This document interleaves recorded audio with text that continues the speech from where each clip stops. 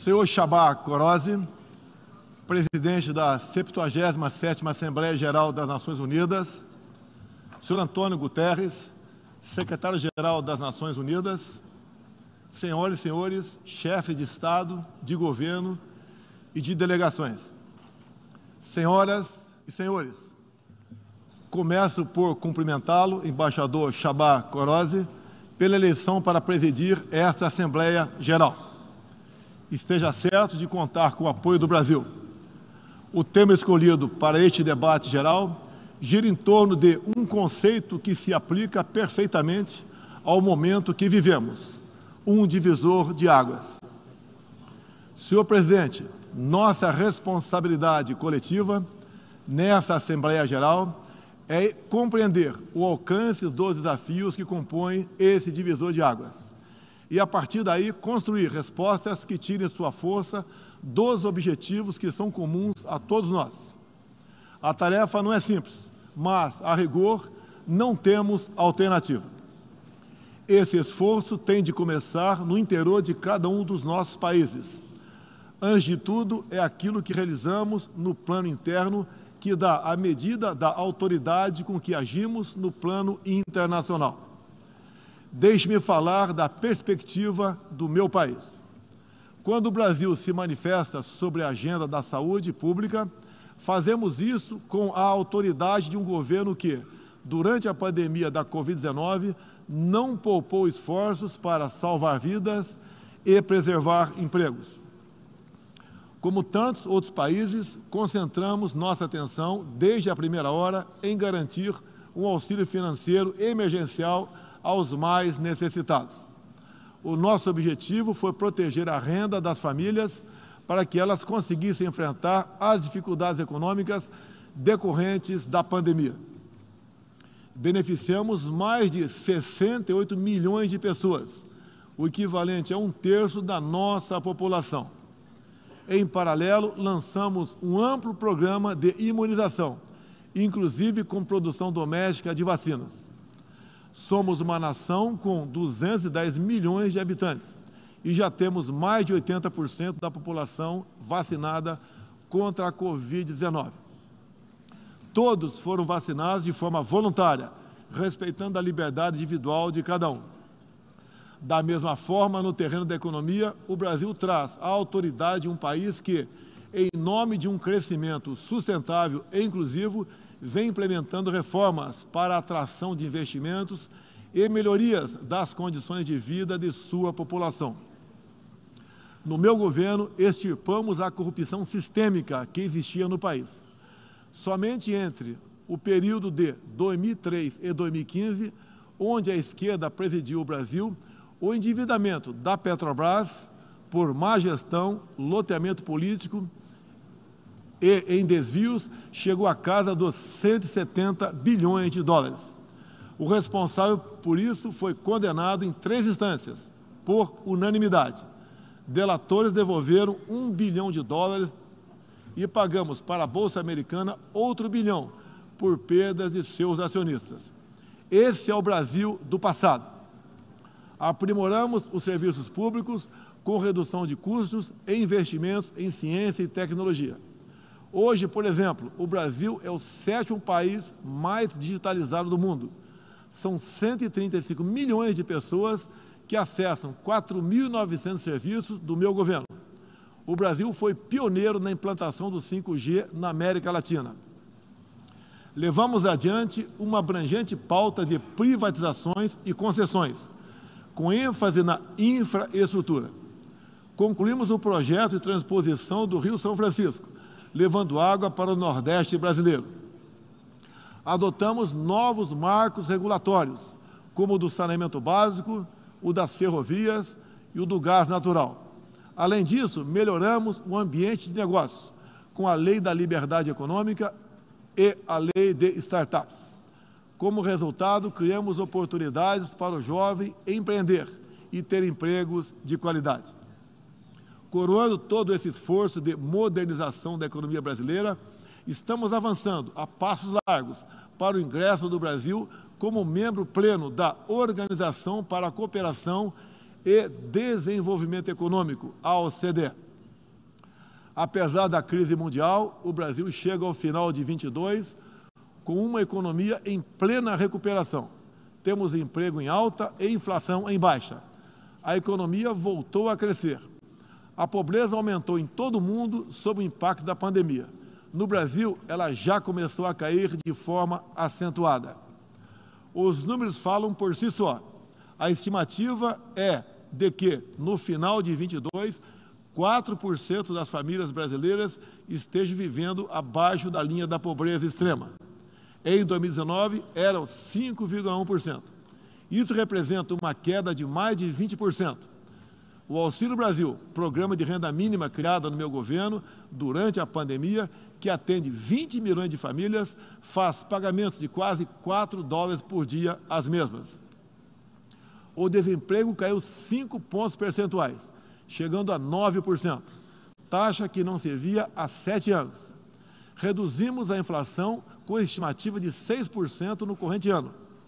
Tenho a satisfação de anunciar que tivemos deflação inédita no Brasil nos meses de julho e agosto.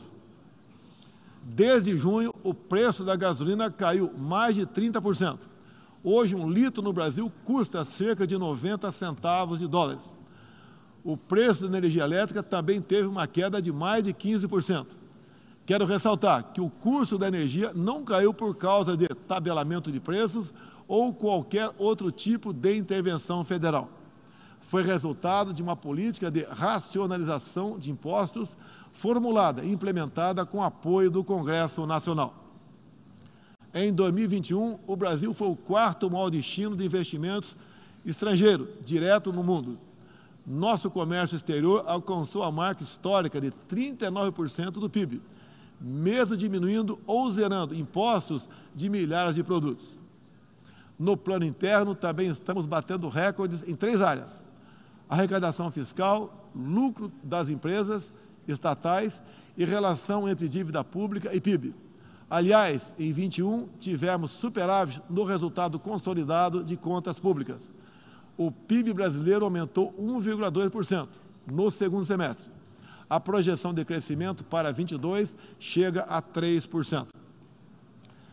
Temos a tranquilidade de quem está no bom caminho, o caminho de uma prosperidade compartilhada entre os brasileiros e, mais além, compartilhada com nossos vizinhos e outros parceiros mundo afora. É isso que vemos, por exemplo, na produção de alimentos. Há 4 décadas, o Brasil importava alimentos. Hoje, somos um dos maiores exportadores mundiais. Isso só foi possível graças a pesados investimentos em ciência e inovação, com vistas à produtividade e à sustentabilidade.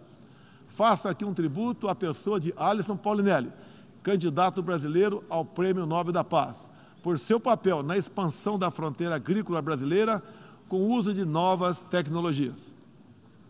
Este ano, o Brasil já começou a colheita da maior safra de grãos da nossa história. Estima-se pelo menos 270 milhões de toneladas. O Brasil também, em poucos anos, passará de importador a exportador de trigo. Para o período de 22 a 23, a previsão é que a produção total ultrapasse os 300 milhões de toneladas. Como afirmou a diretora-geral da Organização Mundial do Comércio, em recente visita que nos fez, se não fosse o agronegócio brasileiro, o planeta passaria fome, pois alimentamos mais de 1 bilhão de pessoas ao redor do mundo. O nosso agronegócio é orgulho nacional.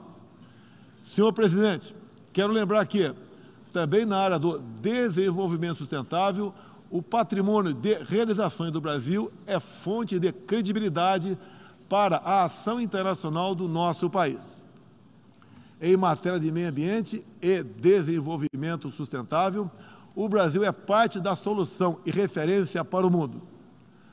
2/3 de todo o território brasileiro permanece com vegetação nativa, que se encontra exatamente como estava quando o Brasil foi descoberto em 1500. Na Amazônia brasileira, área equivalente à Europa Ocidental, mais de 80% da floresta continua intocada, ao contrário do que é divulgado pela grande mídia nacional e internacional. É fundamental que, ao cuidarmos do meio ambiente, não esqueçamos das pessoas. A região amazônica abriga mais de 20 milhões de habitantes, entre eles indígenas e ribeirinhos, cuja subsistência depende de algum aproveitamento econômico da floresta. Levamos internet a mais de 11 mil escolas rurais e a mais de 500 comunidades indígenas. O Brasil começou sua transição energética há quase meio século, em reação às crises do petróleo daquela época. Hoje temos uma indústria de biocombustíveis moderna e sustentável. Indústria que contribui para a matriz energética mais limpa entre os países do G20. Cerca de 84% da nossa matriz elétrica atualmente é renovável.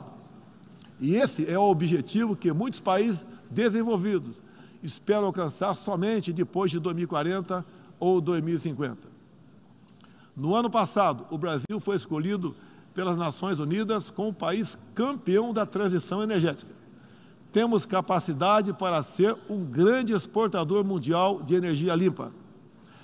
Contamos com um excedente já em construção, que pode chegar a mais de 100 gigawatts, entre biomassa, eólica, terrestre e solar, além da oportunidade ainda não explorada de eólicas marítimas de 700 gigawatts, com um dos menores custos de produção do mundo. Essas fontes produzirão hidrogênio verde para exportação. Parte dessa energia 100% limpa abre a possibilidade de sermos fornecedores de produtos industriais altamente competitivos, especialmente no Nordeste brasileiro, com uma das menores pegadas de carbono do mundo. A agenda do desenvolvimento sustentável é afetada de várias maneiras pelas ameaças à paz e à segurança internacional. Erguemos as Nações Unidas em meio aos escombros da Segunda Guerra Mundial. O que nos motivava naquele momento era a determinação de evitar que se repetisse o ciclo de destruição que marcou a primeira metade do século XX. Até certo ponto, podemos dizer que fomos bem-sucedidos. Mas hoje, o conflito na Ucrânia serve de alerta. Uma reforma da ONU é essencial para encontrarmos a paz mundial. No caso específico do Conselho de Segurança, após 25 anos de debates, está claro que precisamos buscar soluções inovadoras. O Brasil fala desse assunto com base em uma experiência que remonta aos primórdios da ONU. É pela 11ª vez que ocupamos assento não permanente no Conselho. Temos buscado dar o melhor de nós para a solução pacífica e negociada dos conflitos internacionais, sempre guiados pela Carta da ONU e pelo direito internacional. O Brasil também tem um longo histórico de participação em missões de paz da ONU. De Suez a Angola, do Haiti ao Líbano, sempre estivemos ao lado da manutenção da paz. Também contribuímos para a paz ao abrirmos nossas fronteiras para aqueles que buscam uma chance de reconstruir suas vidas em nosso país. Desde 2018, mais de 6 milhões de irmãos venezuelanos foram obrigados a deixar seu país. Muitos deles vieram para o Brasil. Nossa resposta a esse desafio foi a Operação Acolhida, que se tornou referência internacional. Já são mais de 350 mil venezuelanos que encontraram em território brasileiro assistência emergencial, proteção, documentação e a possibilidade de um recomeço. Todos têm acesso ao mercado de trabalho, a serviços públicos e a benefícios sociais. Nos últimos meses, chegam por dia ao Brasil a pé cerca de 600 venezuelanos, a grande maioria dos quais mulheres e crianças, pesando em média 15 quilos a menos do que tinham antes, fugindo da violência e da fome. A política brasileira de acolhimento humanitário vai além da Venezuela.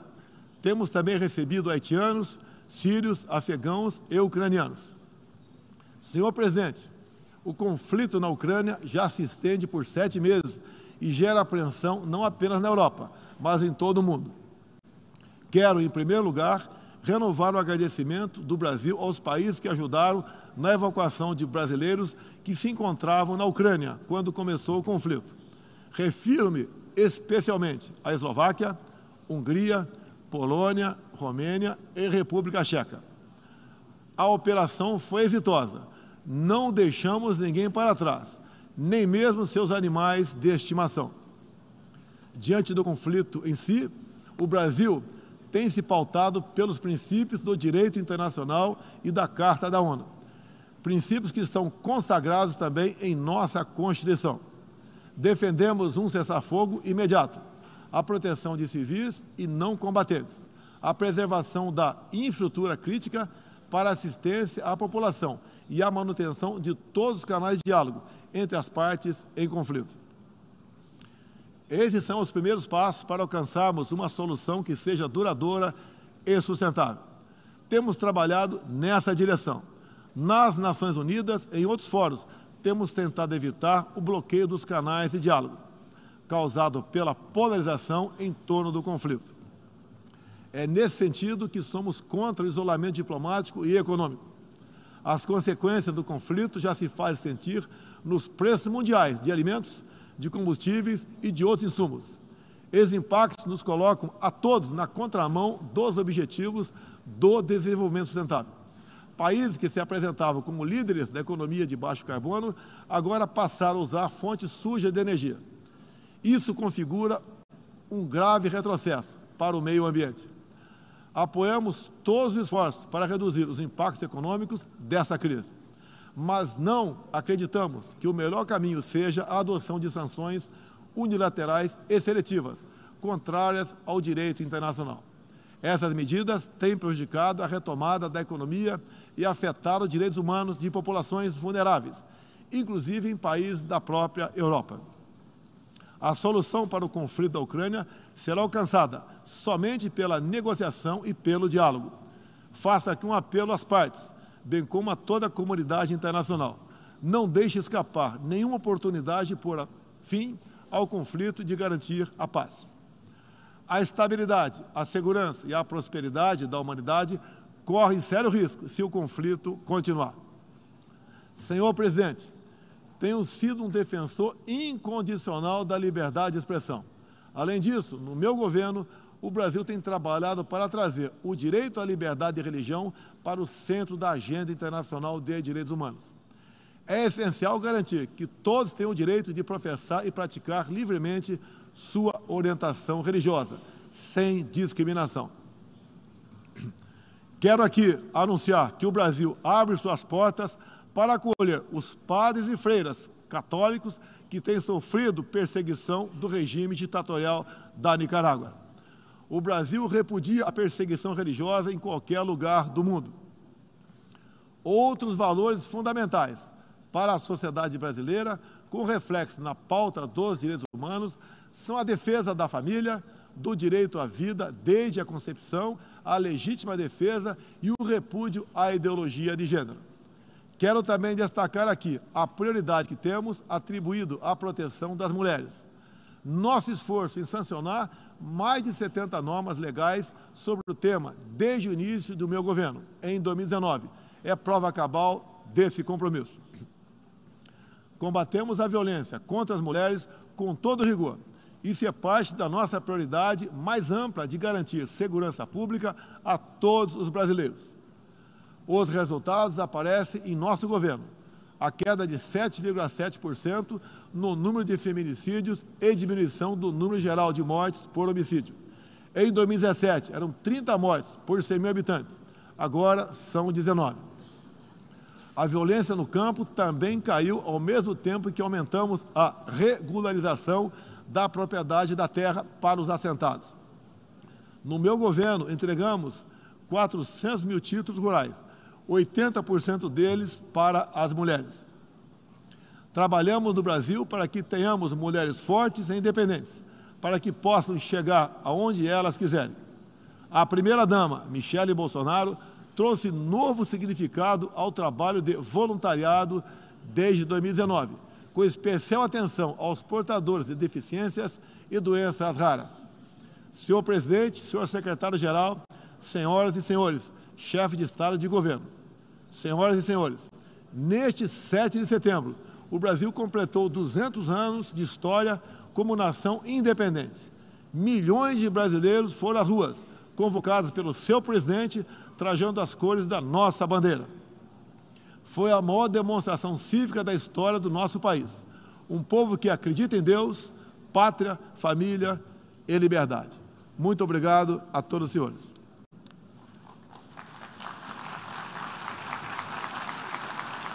Obrigado.